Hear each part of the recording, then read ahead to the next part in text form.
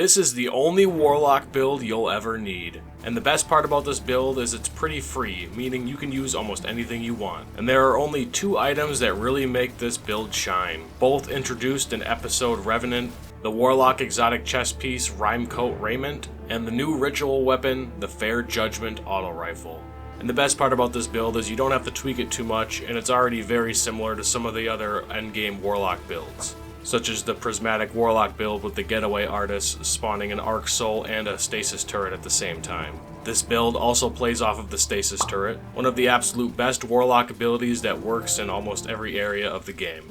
So we'll start with the chest piece. To get this, you will need to reset your Cryptarch rank in the tower with Raoul. The quickest way to do this is to focus exotics, but even just turning in engrams also ranks them up as well. Once you rank them up, for 1 exotic engram and 1 exotic cipher, you can purchase the new chest piece. And the chest piece plays off of the already overpowered Bleak Watcher Stasis turret. The chest piece's main perk reads, your Bleak Watcher turrets are enhanced with extended range and are surrounded by stasis crystals and a storm. While standing in the storm, you are granted icicles over time. Icicles activate when you fire your weapons, applying slow to targets they hit. So this chest piece makes it that when you throw your stasis turret, it creates a little storm around the area. It also spawns 4 stasis crystals that you can destroy. It can slow and freeze all enemies that run up to the turret, as well as giving your weapons slowing rounds if you're standing near the turret. So most Warlocks using Prismatic or Stasis builds are already using the turret, so this chest piece just makes it that much better. And now we'll move to our ritual weapon, Fair Judgement. To acquire this, you just need to get your Vanguard, Crucible, or Gambit rank up to rank 16.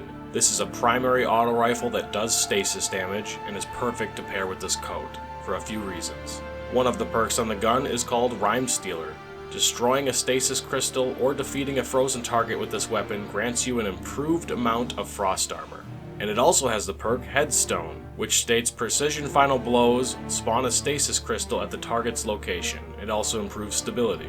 So this gun is very unique in the fact that you don't even have to run stasis, but you can proc stasis abilities like frost armor. And it's even better to pair with things that can create stasis crystals, such as the new Warlock exotic chest piece. Because every time you throw your turret down, it spawns 4 stasis crystals. So anytime you're in a sticky situation, you toss that turret down, you can destroy a couple of those crystals, and you got free frost armor. So if you're using a Prismatic build, I recommend using a healing grenade because that has the quickest cooldown. Of course, you'll need the Bleak Watcher aspect. I personally love Feed the Void because it heals you in every ability kill.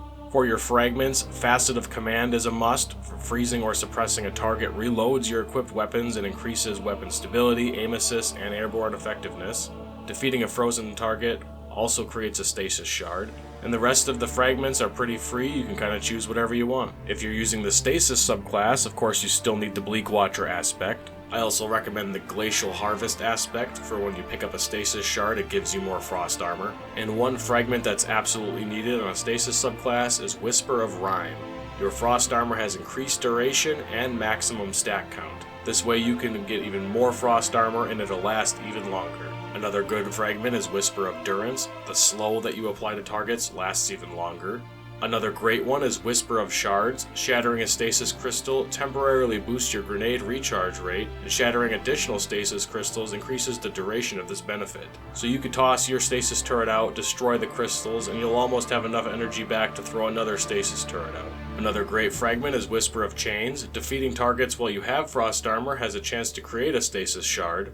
Whisper of Rending, so primary ammo weapons do increased damage to stasis crystal and frozen targets, which is perfect with the Fair Judgement Auto Rifle since it does primary stasis damage. And another good one is Whisper of Reversal. While you have frost armor, melee damage slows your target if you want to be a little more close range. So overall, this build is pretty overpowered, and it can work in almost every activity in the game, including GMs. The slowing ability on the turret will stun overload champions. The shattering ability, once a target has been frozen, will stun unstoppable champions. And it's very similar to other endgame builds that Warlocks are using right now, such as the Prismatic Getaway Artist build. Another great part about this build is you can use almost any weapon you want. Obviously, the Fair Judgement Auto Rifle is probably one of the best things to put in your top slot, but the other 2 slots are pretty much open to whatever you want. If you got it to drop, the Icebreaker is a very good special weapon. One of its perks states that enemies defeated with the weapon explode, and precision final blows or shattering a frozen enemy will trigger an ignition and scorch nearby enemies. so you can just build off of all the frozen targets that are on the battlefield and just chain a bunch of explosions. But yeah, the rest of the weapons are pretty free. I mean, you can use whatever you want. Most of the abilities are pretty free, most armor mods are pretty free, so this isn't a very complicated build. It just requires 2 main ingredients: the new Warlock exotic chest piece Rimecoat Raiment, and the new ritual weapon Fair Judgement. I'll put the prismatic and stasis builds that I use at the end of the video here so you can mirror them if you want. But like I said, it's just those 2 main things that you need to worry about. So equip your unlimited frost armor and go freeze some bastards. And if you enjoyed this build, please leave a like and comment and all that other junk. And as always, thank you for watching.